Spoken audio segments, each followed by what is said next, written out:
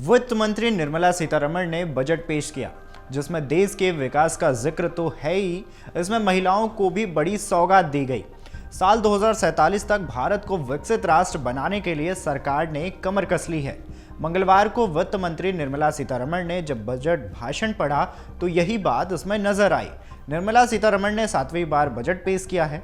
यह मोदी सरकार का 13वां बजट है जिसमें निर्मला ने कहा है कि यह बजट गरीब, महिला, युवा, अन्नदाताओं पर फोकस्ड है। भारत की जनता ने प्रधानमंत्री नरेंद्र मोदी के नेतृत्व वाली एनडीए सरकार में अपना विश्वास तीसरी बार जताया है। वहीं मुश्किल दौर में भी भारत की अर्थव्यवस्था तेज गति से चल रही है। वहीं लोकसभा में वित्त मंत्री निर्मला सीतारमण के बजट भाषण से पीएम मोदी भी काफी खुश नजर आए। वित्त मंत्री निर्मला सीतारमण ने बजट में 5 राज्यों बिहार, झारखंड, आंध्र प्रदेश, पश्चिम बंगाल और उड़ीसा के विकास के लिए पूर्वोदय योजना का ऐलान किया है। आपको बता दें, पूर्वोदय का विचार सबसे पहले प्रधानमंत्री नरेंद्र मोदी ने साल 2015 में जाहिर किया था। बजट पेश करते हुए वित्त मंत्री निर्मला सीतारमण ने कहा है कि सरकार बिहार, आंध्र प्रदेश सहित 5 राज्यों के स्वर्गीय विकास के लिए पूर्वोदय नाम की एक योजना बनाएगी। उन्होंने कहा है कि देश के पूर्वी भाग के राज्य संसाधनों से भरपूर है और उनकी सांस्कृतिक परंपराएं भी बहुत मजबूत है। उन्होंने आगे कहा है कि हम देश के पूर्वी क्षेत्र के स्वर्गीय विकास के लिए पूर्वोदय नाम से एक योजना बनाएंगे जिसमें बिहार, झारखंड, पश्चिम बंगाल, उड़ीसा, आंध्र प्रदेश शामिल होंगे। ऐसे में ये कौन सा प्लान है और इससे कैसे 5 राज्यों को फायदा होगा, चलिए बताते हैं। नमस्कार, मेरा नाम तन्मय है और आप देख रहे हैं अमर उजाला। केंद्र सरकार ने इस बार बजट में अपने एनडीए सहयोगियों के साथ बिहार, झारखंड, आंध्र प्रदेश समेत 5 पूर्वी राज्य के लिए एक बड़ी योजना का ऐलान किया है।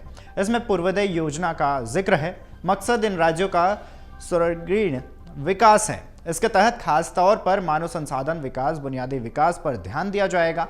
खास बात यह है कि ये 5 राज्य सत्ताधारी एनडीए के लिए काफी महत्वपूर्ण है। बता दें कि इस योजना का जिक्र पीएम मोदी ने पहली बार साल 2015 में किया था। तब वे पारादीप में इंडियन ऑयल की एक रिफाइनरी का उद्घाटन करने पहुंचे थे।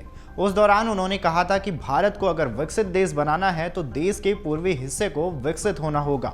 बजट के बाद प्रधानमंत्री मोदी ने भी पूर्वोदय योजना की तारीफ की। उन्होंने कहा है कि पूर्वोदय योजना के माध्यम से देश के पूर्वी क्षेत्रों के विकास को नई गति और ऊर्जा मिलेगी। उन्होंने कहा है कि राजमार्गों, जल परियोजनाओं और बिजली परियोजनाओं जैसे महत्वपूर्ण बुनियादी ढांचे के विकास को नया बल मिलेगा।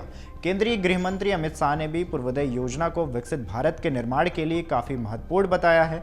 उन्होंने कहा है कि देश के पूर्वी क्षेत्र के विकास को नई गति देने के लिए बजट में पूर्वोदय योजना की घोषणा की गई है।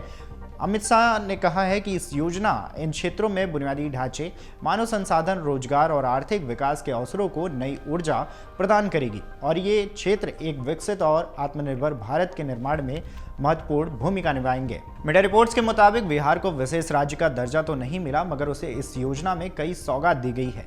इसके साथ ही अमृतसर कोलकाता औद्योगिक कॉरिडोर के तहत गया में औद्योगिक केंद्र बनाया जाएगा। सांस्कृतिक केंद्रों को आधुनिक आधारित केंद्र के रूप में विकसित किया जाएगा। इस मॉडल को विकास भी विरासत के नाम दिया जाएगा।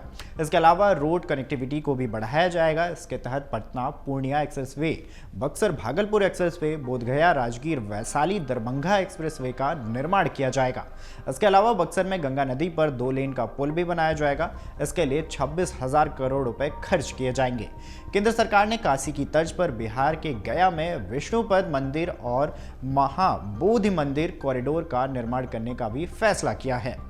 इसके साथ ही आपको बता दें कि बिहार को एक और सौगात दी गई है। यहाँ 2400 मेगावाट की क्षमता का पावर प्लांट का निर्माण पीरपैंती में 21,400 करोड़ की लागत से किया जाएगा।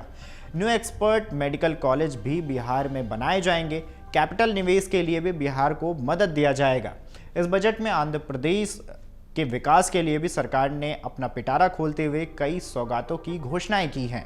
राज्य में राजधानी की जरूरत को स्वीकार करते हुए केंद्र सरकार को अलग अलग एजेंसियों के माध्यम से सहयोग देगा।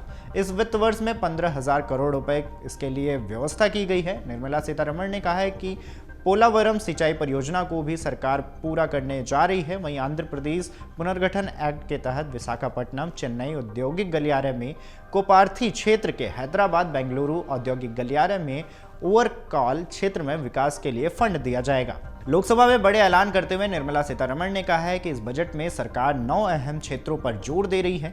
इनमें रोजगार, कौशल विकास, इंफ्रास्ट्रक्चर और नेक्स्ट जनरेशन के लिए सुधार शामिल हैं। सरकार का लक्ष्य है कि इन क्षेत्रों में तेजी से विकास कर विकसित भारत का सपना साकार करना है।